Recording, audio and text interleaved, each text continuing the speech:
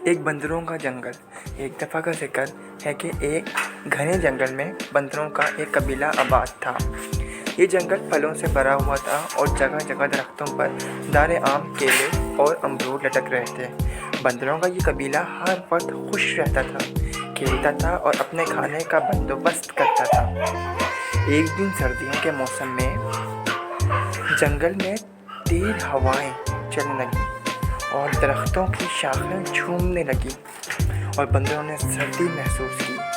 कबीले का सरदार, जो सबसे बूढ़ा और अक्लमंद बंदर था, सबको जमा करके बोला, हमें सर्दी से बचने के लिए आग जलाने की ज़रूरत है ताकि हम रात को गर्म रह सकें। फिर ये सुनकर सब बंदर मुतजिस हो गए क्योंकि इन्होंने पहले कभी आग नहीं जलाई थी। एक छोटा बंदर बोला, लेकिन सरदार, आग कैसे जलाएंगे?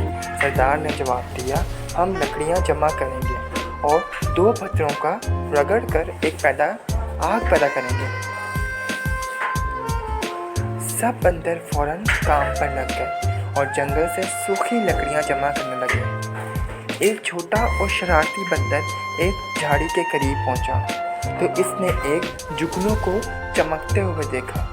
इसे लगा कि ये आग है। वो फौरन उसे पकड़कर बाकी बंदरों के पास ले आया और बोला, मैंने आग पकड़ ली। सब बंदर खुश हो गए और जुगनू के गिर्द जमा हो गए। इस चमकदार रोशनी को आग समझकर अपनी सर्दी ख़त्म करने की कोशिश करने लगे।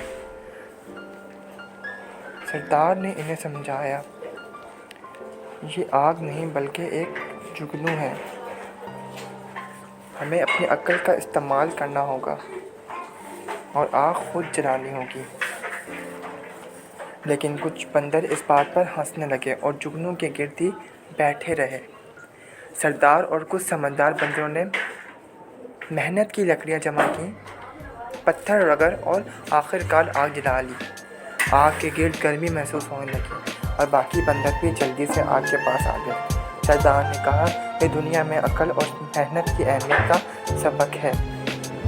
जो चीज़ ज़ाहिरी तौर पर फ़ायदेमंद लगे वो हमेशा सही नहीं होती। मेहनत ही कामयाबी का रास्ता है। सब बंदरों ने इस दिन सबक सीखा और सर्दियों के दिन आराम से गुजारे। नतीजा, ये कहानी हमें सिखाती है कि मेहनत और अक्ल से ही मुश्किलात का हल मुमकिन है और सिर्फ ज़ाहिरी चमक धमक पर भरोसा नहीं करना चाहिए। इस सबक से हमें बहुत कुछ हासिल होता है।